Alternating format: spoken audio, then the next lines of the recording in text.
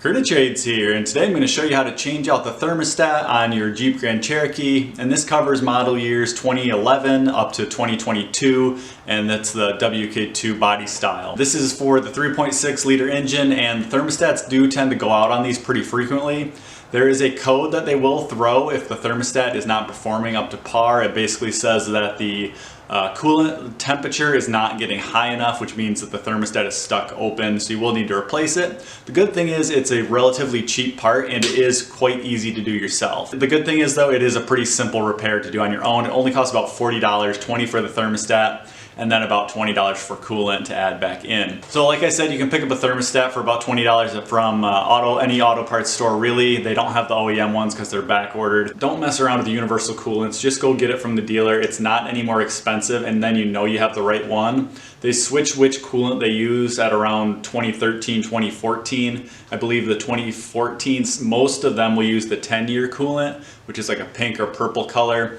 And then before that they use, I believe it's the 5-year coolant. So just go to the dealer and get it from them. I'll also have a link to some of the tools and parts that I used here so you can get them online if you don't want to go to the store to get them too. Before you remove the thermostat and change it out, you do need to remove the intake. I'll put a card up here on the top where you can go watch that video on how to remove the intake first. I'll also link a video at the very end that will show you how to remove the intake too. It's a very simple process. But once you remove the intake, the best thing to do, and I found this is super helpful because you're not going to spill near as much coolant all over the floor, is you take a plastic trash bag and you tape it right underneath where the thermostat housing goes, and then most of the coolant that is removed will fall down into the trash bag, and that way you can safely dispose of it. After you get this taped up there, you're going to want to put some paper towel down there too, because it does tend to leak down and you don't want it to leak all over your motor. It wouldn't be that big of a deal if it does leak down there, but try to avoid that if possible. You do not need to remove any coolant beforehand or anything. The big thing though is that you want to make sure that your car is cold. So I usually wait overnight or at least like 5-6 hours for your car to cool back down after driving it.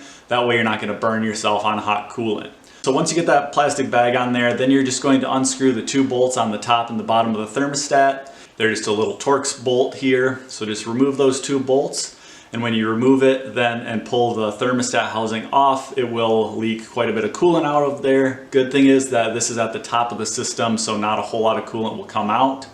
After that, you're going to need to use some large pliers to pull the hose clamp. You will just pinch really hard with your pliers until the clamp goes all the way open, and then slide it off the side. After you do that, you're going to put your new thermostat on there, and then again reattach the hose clamp. Make sure you don't push the hose on too far. There's a little notch that sticks out on the thermostat housing. You butt it up to that. Do not go over that because that can cause it to leak. Then you're going to tighten the thermostat housing back down to the engine. And again, once you do that, the job is pretty much just reversal of putting the intake back on and then filling it up with coolant. The one other big thing you're going to want to do is there's a tiny screw on top of the housing. That is the bleeder screw. After you attach it, you're going to want to loosen the bleeder screw, so when you add coolant to the radiator, it will allow the air to escape out through that hole. But the big thing is you can't forget to tighten that back down after you fill it up with coolant.